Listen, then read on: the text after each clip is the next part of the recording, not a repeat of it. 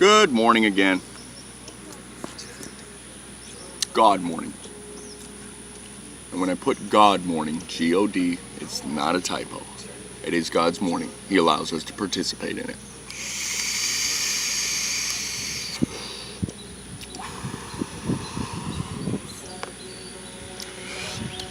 I will now do a mantra. Okay? This mantra is based on 3 words: Satyam, Shivam, and Sundaram, all in Sanskrit. Sanskrit is the supposed original language. When that was spoken into creation by God, this is supposedly the language that was used. This language, the words said and their meanings invoke the vibration of subatomic molecules to vibrate at that frequency. So, for example, Satyam. Satyam. Satyam. Satyam means eternal divine love. And they've done experiments on the water molecules, taking photographs of the particles, the water particles, and freezing them, so they freeze, and different words spoken over them invoke different crystallization patterns. The ones of love, really, it looks pretty.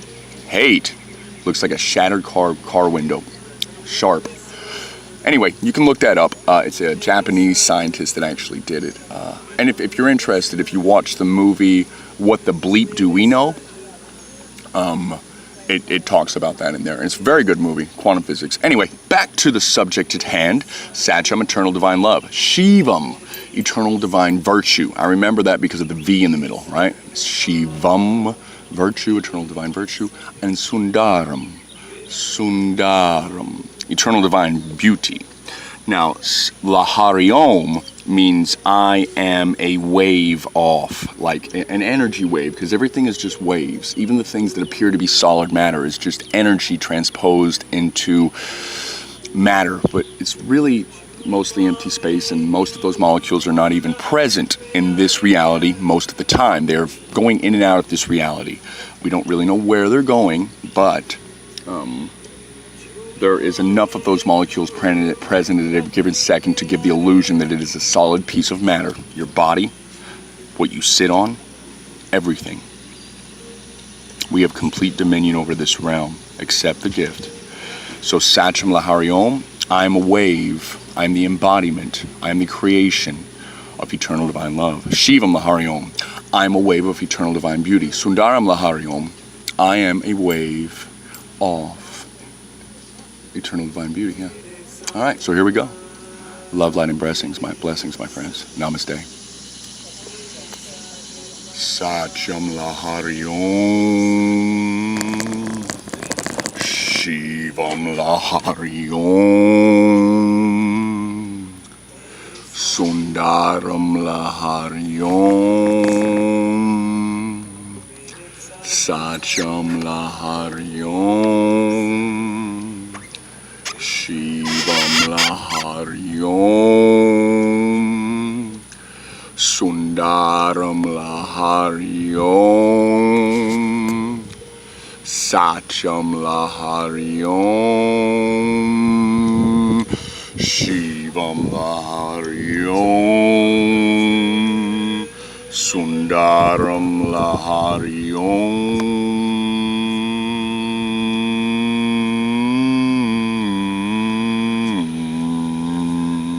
By putting the tongue on the roof of the mouth and really letting that vibrate and just focusing on the feeling, saying the words, repetition works. They use it in advertising. You see the same commercials over and over again. Soon you start to trust those name brands and products. These ancient spiritual truths are used by those that know them, but publicly denounced as false or trickery because, you know, if the people of the general populace actually use the power that is naturally given to them by God, those that sit back living fat cat lives and off your efforts, off your work, of you slaving away 9 to 5, while they smoke big cigars and do whatever they do, you have the power, harem, to invoke the indwelling energy. Harim, Harim, Harim.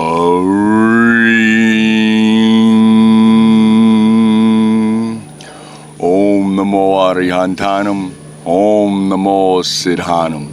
Namaste, Namaste, Namaste. Satyam lahari Om, Shivam lahari Om, Sundaram lahari Om. Breathe deeply. In Genesis, it talks about God breathed the breath of life into them. Breath and spirit are interconnected. The breath is one of the very few things that is controlled by the subconscious. You don't have to think about breathing, you will do it automatically, but you can control it with your conscious mind. The bridge between these two parts of the brain, the subconscious and the conscious, is like the bridge between the spirit world and the physical world. I do not claim to have a full understanding of this, but I know it is part of the keys to the kingdom. I would encourage you to focus on the breath throughout the day and understand that it is the most important. If you stop eating food, depending on how much stored you have, you'll die within a week, a month, so on, somewhere in there. Water, usually about 72 hours, 3-4 days. Dehydration, unless you're already dehydrated drinking a bunch of coffee, then probably 24, 48. Anyway, air, usually after 5 minutes you're clinically brain dead. So obviously the major priority out of these three necessities is air. Not just air, but oxygen and those things that we need to breathe in. Understand the amount of lung capacity that's typically used by a person breathing is about 30%, 1/3. So if you only took in 1/3 of the food and excreted 1/3 of the waste, how healthy would you be? If you only drank 1/3 of the fluids, water, and excreted 1/3 of the liquid waste, how healthy would you be? So why would we go about using only 1/3 capacity of our lungs? Breathe normally, like you normally would, not trying to change anything. Put on a minute timer, 60 seconds, and see how many breaths you take in a minute. All right? Average is usually about 20, sometimes even 30, sometimes 15, but about 20 is normal. And then do a full diaphragmatic breath in through the nose, proper posture, sitting up.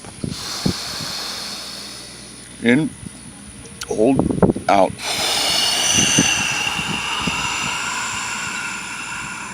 Then do that type of breathing. Not hyperventilating, but slow, controlled, focused breathing.